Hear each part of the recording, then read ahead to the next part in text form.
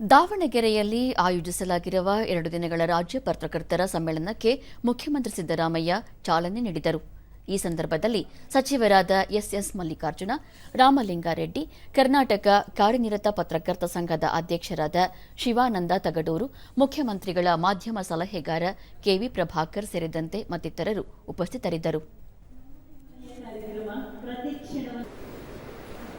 ಬಳಿಕ ಮುಖ್ಯಮಂತ್ರಿ ಜನಸಾಮಾನ್ಯರ ನಿರೀಕ್ಷೆಗಳನ್ನು ಹುಸಿಯಾಗದಂತೆ ಪತ್ರಕರ್ತರು ವೃತ್ತಿಪರತೆ ಬೆಳೆಸಿಕೊಳ್ಳಬೇಕು, ಮಹಾತ್ಮ ಗಾಂಧಿ, ಅಂಬೇಡ್ಕರ್ ಸ್ವತಃ ಪತ್ರಕರ್ತರಾಗಿ ಜನರ ಪ್ರೇರಣಾ ಶಕ್ತಿಯಾಗಿದ್ದರು ಎಂದರು.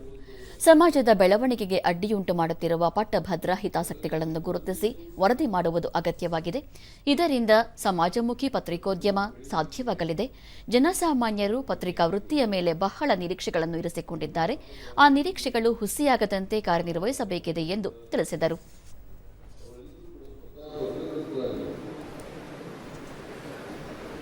ಪತ್ರಕರ್ತರಾಗಿ ಒಂದು ವರ್ಗದ ಜನರ ಬಗ್ಗೆ ಜನರಿಗೆ ತಿಳಿಸ್ತಕ್ಕಂಥ ಅವರ ಆರ್ಥಿಕ ಸಾಮಾಜಿಕ ಸ್ಥಿತಿಗತಿಗಳನ್ನು ತಿಳಿಸ್ತಕ್ಕಂಥ ಅವ್ರು ಏನಾಗಬೇಕು ಅಂತಕ್ಕಂಥದ್ರ ಬಗ್ಗೆ ಜನಜಾಗೃತಿ ಮಾಡ್ತಕ್ಕಂಥ ಕೆಲಸವನ್ನು ಮಾಡ್ತಾ ಇದ್ದಾರೆ. ನಾವು 2 ಭಾಗವಾಗಿ ನೋಡಬಹುದು. ಪತ್ರಿಕೋದ್ಯಮವನ್ನು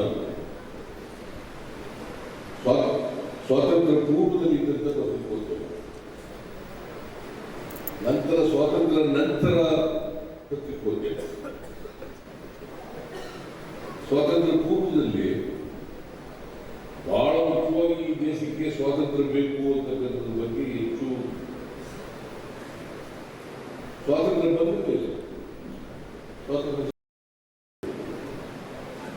ಹೆಚ್ಚಾಗಿ ಪ್ರಜಾಪ್ರಭುತ್ವವನ್ನು ಕಾಯ್ತಕ್ಕಂಥ, ಸಂವಿಧಾನವನ್ನು ಕಾಯ್ತಕ್ಕಂಥ,